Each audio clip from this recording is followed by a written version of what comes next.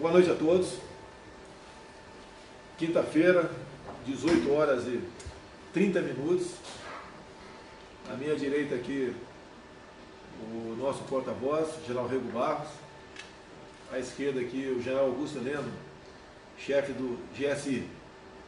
E nós pretendemos, toda quinta-feira, às 18h30, fazer uma live. Um dos assuntos mais importantes da semana, nós trataríamos, bem como colheríamos, né, as maiores dúvidas que vocês deixam nos comentários, para a gente possa, semana que vem, tratar desse assunto e, assim sendo, dar uma resposta à demanda de todos vocês e buscar soluções. Gostaríamos muito que vocês apresentassem propostas, né, ideias do que nós poderíamos fazer para atender a população e também, obviamente, né, deixar a vida de vocês mais fácil. Sabemos que tem muita coisa errada. Nós devemos, o Rego Barros, prezado João Augusto Heleno, no primeiro momento não é nem tanto fazer, é desfazer muita coisa que foi feita de errado ao longo desses últimos 20 anos. Hoje de manhã, nós tivemos no Corpo de Fuzileiros Navais do Rio de Janeiro, estava comemorando o seu 211º aniversário. Usei da palavra e, para avaliar, né, vai dar polêmica em dado momento, quando eu falei que no Brasil nós devemos às Forças Armadas a nossa democracia e a nossa liberdade. E assim é em todo lugar do mundo. E essa fala já começou a levar para o lado as mais variadas interpretações possíveis. Então, já Augusto Heleno do meu lado aqui, mais antigo, mais idoso, mais experiente. É uma satisfação tê-lo como ministro, que é uma pessoa que nos aconselha, é aquela pessoa que, num momento difícil, inclusive, sempre nos ajuda a buscar uma solução. Já o senhor achou o meu pronunciamento hoje, lá no Rio de Janeiro, polêmico, algo que deixa alguma dúvida que eu estaria num caminho errado naquilo que eu falei no tocante a que as Forças Armadas, né, no Brasil sempre estiveram ao lado da democracia e da liberdade? Não, claro que não. Isso aí não tem nada de polêmico. Ao contrário, as suas palavras foram ditas de improviso para uma tropa qualificada e foram colocadas exatamente para aqueles que amam a sua pátria, aqueles que vivem diariamente o problema da manutenção da democracia e da liberdade, caracterizando e exortando para que continuem a fazer o papel que vem fazendo, de serem os guardiões da democracia e da liberdade. E tentaram distorcer isso como se isso fosse um presente dos militares aos civis. Não é nada disso. As Forças Armadas são, por determinação constitucional e legal, os detentores do emprego legal da violência. Pode chocar alguns, mas isso é o que está escrito. E as Forças Armadas são responsáveis por essa manutenção. Se quiserem um exemplo, vejam o exemplo da Venezuela. Por que o Maduro está sendo mantido no poder? Porque as Forças Armadas estão segurando o presidente já praticamente deposto da Venezuela. Por que Fidel Castro durou o tempo que durou no poder? Porque as Forças Armadas cubanas mantiveram a ditadura. Então, de acordo com a tendência das Forças Armadas, de acordo com a determinação das Forças Armadas, isso acaba sendo o fator fundamental do regime político do país. E no caso do Brasil, é claro que as Forças Armadas são o pilar da democracia e da liberdade. E não é porque eu sou militar, também falei lá no Corpo de Fuzileiros Navais, que os militares, diferentemente do que aconteceu nos últimos 20 anos, serão tratados, sim, general, com dignidade e com respeito. Afinal de contas, né, em todas as pesquisas, geralmente as Forças Armadas estão em primeiro lugar na aceitação junto à opinião pública. Se o senhor permitir, presidente, o controle civil objetivo propugnado por Samuel Huntington, ele advoga que as Forças Armadas devem ser a fortaleza desse controle civil. E, naturalmente, as Forças Armadas brasileiras já o são por defenderem veementemente a democracia. Falamos também lá a questão da reforma da Previdência, uma nova Previdência. Os militares também estarão sujeitos a novas regras, obviamente respeitando as suas especificidades. Assim foi falado. E nessa nova proposta, né, de uma nova Previdência, está ali em primeiro lugar, combate a privilégios, né? O parlamentar vai se aposentar com o teto do INSS, em torno de R$ 5.800. Assim, as demais categorias. Então foi, nesse sentido, o nosso pronunciamento lá. E nós, né, não é porque eu quero, nós precisamos fazer uma reforma da Previdência. Afinal de contas, ela está mais do que deficitária.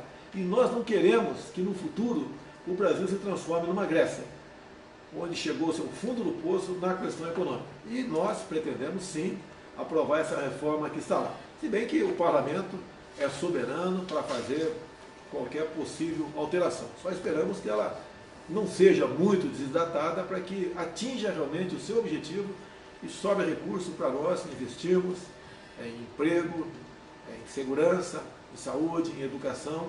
É isso que nós pretendemos com a nova reforma da Previdência, que sabemos que desagrada algumas pessoas, sim, mas vamos combater os privilégios e vamos botar o Brasil no rumo do crescimento. O senhor gostaria de apresentar Está aqui, ó.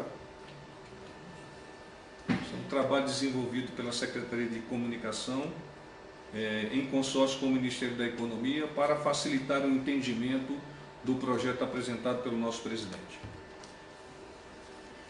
Nós temos que acreditar no Brasil. Como informação é de conhecimento de todos, apresentamos uma medida provisória no corrente ano que trata do imposto sindical. Ou seja, o sindicato que, porventura, queira receber a contribuição dos seus associados, ele vai ter que emitir um boleto e o trabalhador, se tiver de acordo, né, se ele achar que o seu sindicato realmente está fazendo um bom trabalho para ele vai lá no banco e paga. Caso contrário, não paga, porque já está em lei que esse imposto não é obrigatório. Então, houve uma aceitação muito boa para a sociedade. A gente espera que o parlamento, a grande maioria não está ligada a sindicatos, aprove essa medida, porque ela faz justiça a todos no Brasil. Também dizer aos senhores que, nesse mês de março, né, nós faremos 3 visitas oficiais a outros países, Estados Unidos, Israel e Chile. Né? Obviamente, vamos trazer algo de concreto nessas visitas. Não só Itamaraty, nem como os ministérios interessados nessa viagem, estão intimando as propostas, possíveis acordos e parcerias que teremos com esses países. Então a viagem, no meu entender, será bastante proveitosa para o nosso Brasil. Com certeza. Eu vou aproveitar e tratar de outro assunto que foi colocado por uma parte da imprensa de maneira incorreta. Noticiaram que o cartão corporativo da presidência tinha gasto mais de 16% em janeiro de 2019 do que em janeiro de 2018. Esqueceram que nós estávamos vivendo o período da posse, que em janeiro de 2018 era o presidente da República, não tinha nem vice-presidente, e agora em janeiro de 2019 nós tínhamos o presidente que estava deixando o poder, o presidente que foi eleito e mais o vice-presidente. Então, todo o aparato para a posse, a vinda de presidentes estrangeiros, de altas autoridades, todo esse movimento, é lógico que acabou fazendo com que o cartão corporativo aumentasse a sua despesa. E noticiaram como se tivesse sido uma extravagância, o que não aconteceu. E a despesa majorada, né, foi de 16%. Agora, como um todo, de forma global, a despesa com cartões corporativos baixou 28%. Então, lamentar, infelizmente, a imprensa pegou aquela parte negativa, né, e divulgou. Se bem que não foi tão negativa assim, porque a despesa do ano passado tinha um presidente apenas, né, e nessa agora tinham 2 presidentes e um vice-presidente. O assunto que interessa a vocês, há pouco nós anunciamos que vamos entrar com um projeto, através do que vai estar ultimando o projeto, o nosso ministro da Infraestrutura, o Tarcísio, que é um capitão do Exército, que é formado pelo INE, que é concursado pela Câmara dos Deputados. Vamos buscar, né, junto ao Parlamento, aumentar a validade da carteira de motorista de 5 para 10 anos. Agora, uma coisa muito importante, lombadas eletrônicas. Conversei com o ministro Tarcísio, né, é que há uma quantidade enorme de lombadas eletrônicas no Brasil. É quase impossível, né, você viajar sem receber uma multa. E a gente sabe que, no fundo, né, ou desconfia, que o objetivo não é diminuir acidentes. Não é, porque hoje está muito mais preocupado em se olhar para o lado do barranco, descer uma lombada eletrônica, do que para ver a sinuosidade das pistas. Então, uma coisa que foi levantada aqui pelo ministro Tarcísio, vale a pena tomar conhecimento, porque, afinal de contas, né, o dinheiro é teu, a multa é você que paga.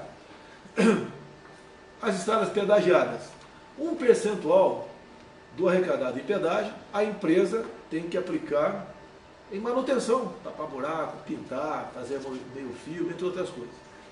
E as empresas agora descobriram que o monitoramento pode fazer parte desse tipo de serviço. E o que é o monitoramento? São as lombadas eletrônicas. Se gasta muito dinheiro com lombada eletrônica, arrecadado com pedágio, que no fundo vai dar mais lucro para quem está realmente explorando aquela lombada eletrônica, e você fica com péssimo trabalho no tocante, então, à manutenção das rodovias. Decisão nossa, né? Não teremos mais nenhuma nova lombada eletrônica para o Brasil. As lombadas que porventura existem ainda, são muitas, né? Quando for perdendo a sua validade, a princípio não serão renovadas. E lembrei da Rio Santos, já andei muito ali até a região de Mambucaba, e já fiz também, fui do Rio a Santos de carro, prezado Rego Barros, prezado General Augusto Heleno. É um inferno. São ali dezenas, 60, 70 lombadas eletrônicas de 60 ou 40 por hora. E você, quando anda lá no Rio de Janeiro, Copacabana, Leblon, né, você anda a 70 por hora. Então tem algo de errado, e essa adesão, no meu entender, foi exatamente nesse sentido. Vale lembrar que o DENIT, né, até há pouco tempo, estava na mão de partidos políticos. Isso acabou e esse departamento agora está voltado realmente para trabalhar 100% em benefício dos condutores. E é inclusive um oficial de engenharia da reserva do Exército Brasileiro, General Santos Filho. Está lá no DENIT agora. No DENIT, certo? exatamente. Olha, tem espaço para civis, né? Nós temos muitos civis em nosso governo. Não vale dizer que tem apenas militar aqui. Agora, obviamente, por eu sou militar, né, a gente dá uma atenção redobrada aos militares que fazem o seu trabalho com muito zelo, como muitos civis também que o nosso governo vem fazendo.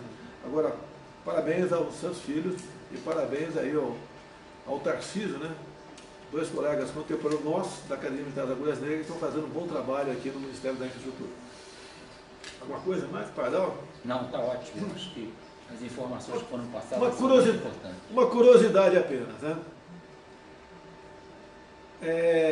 O Banco do Brasil, em edital, abriu concurso para assistente técnico. Olha só o nível de aparelhamento que existe no Brasil. Tá? E ali, na exigência para você ser assistente técnico, você tinha que ter cursos de diversidade e prevenção ao assédio moral e sexual. Isso daqui é questão de educação. Ninguém precisa fazer curso nesse sentido.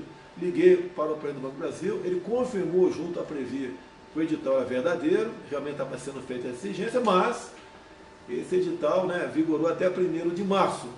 Nos futuros editais não teremos mais essa obrigatoriedade. Agora, um conselho que eu dou a vocês, né? Se porventura alguém for aprovado no concurso, for exigido esse diploma, você pode entrar na justiça que tu vai ganhar. Se bem que eu vou tentar, junto ao Banco do Brasil ainda, para que se evite isso, né? Que se abra um novo prazo para que pessoas que não têm esses cursos de diversidade e prevenção a assédio moral e sexual possam fazer concurso, possam fazer entrar nesse concurso de assistente técnico e ser, então, um bom profissional do Banco do Brasil sem esses cursos. E daí? E tu acha que você está preparado para fazer concurso do Banco do Brasil? Eu estou muito satisfeito com a General, você está preparado? Vou fazer o curso. Assistente técnico do Banco do Brasil? Olha, a gente dá risada aqui, mas não pode ser assim, pelo amor de Deus, né? A última matéria aqui, não, faça favor, claro. Eu assisti outro dia um vídeo de uma senhora que estava falando sobre a caderneta de vacinação da sua filha. Tá? Caderneta de vacinação da sua filha. E ela estava indignada porque a caderneta aqui, logo na frente, diz que é para crianças de 9 a 16 anos, a partir de 9 anos de idade. E no final, ela não tinha cartilha nas mãos, mas mostrava certas figuras que não caem bem, com toda certeza, para meninos e meninas de 9 anos de idade ter acesso. Então, me sensibilizei com essa crítica da senhora. Pedimos que assessores nossos fossem aos postos de saúde aqui do Distrito Federal e eles trouxeram, então, a caderneta de saúde. Detalhe, ela é de 2012, da senhora Dilma Rousseff, e foi impressa em grande quantidade, São 40 páginas, tem muitas boas informações aqui, sim, muitas informações boas, né, precisas. Agora, o final dela aqui realmente fica complicado no meu entendimento. Se você, pai ou mãe, achar que não, é um direito teu. Então, eu vou dar uma sugestão primeiro, né?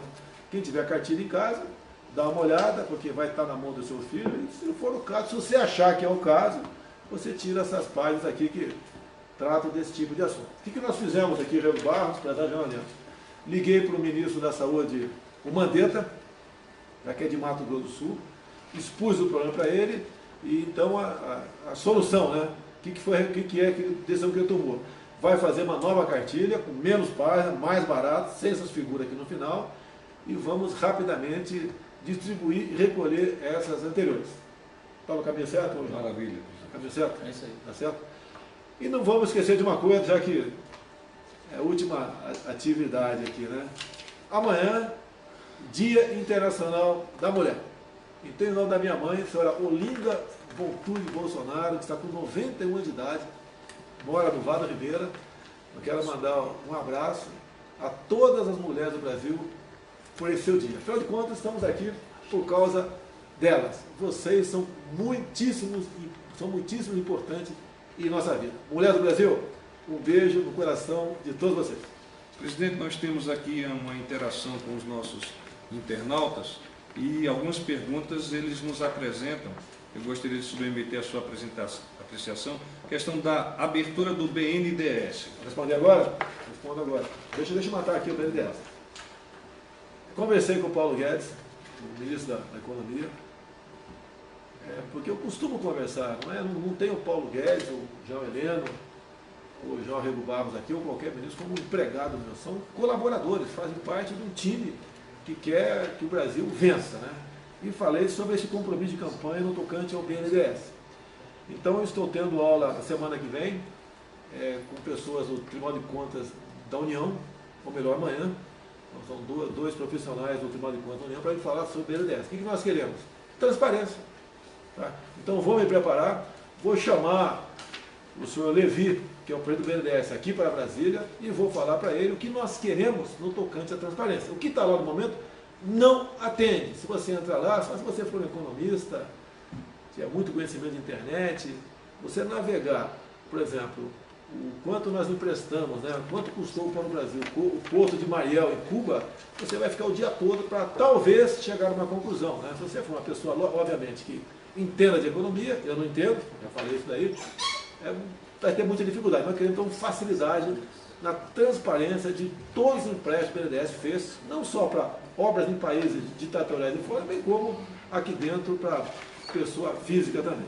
Então queremos sim a transparência do BNDES e brevemente vou ter a resposta tocante a isso.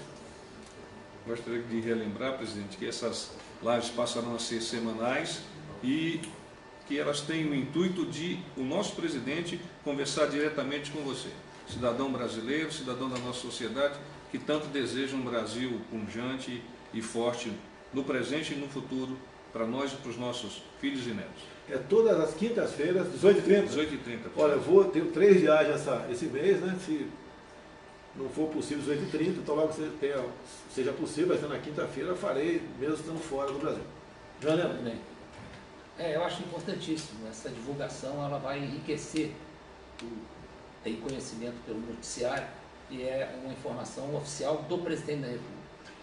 O que é importante também, se vocês tiverem perguntas para ministros, nós não podemos sempre ter 2 ministros do nosso lado. Então, de acordo com a demanda, nós podemos chamar aí o Ricardo Salles, do Meio Ambiente, podemos chamar o João Fernando da Defesa, podemos chamar o Mandetta da Saúde, o ministro Tarcísio, a Damares da Mulher e Direitos Humanos, a Tereza Cristina da Agricultura está sofrendo, tem uma demanda enorme. O seu ministério terrível, nós estamos aqui, o pessoal do Vado Ribeira, me desculpe, né? Aquela edição normativa de 21 de março lá de 2014, que foi alterada por outras, a questão da importação de banana do Equador, tem um problema no OMC, né, que não é simplesmente revogar, eu acho que está finalmente o estudo da Tereza Cristina para que essa edição normativa seja revogada e acabe com esse fantasma da importação de banana do Equador. Afinal de contas, a gente não consegue entender.